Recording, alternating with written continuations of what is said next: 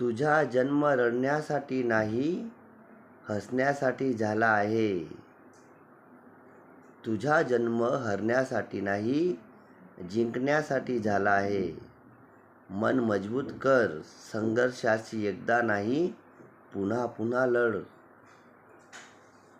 स्वतःला एकटा समजू नकोस, ईश्वरही तुझ्यासोबत आहे. चालत राहा, प्रयत्न करत राहा.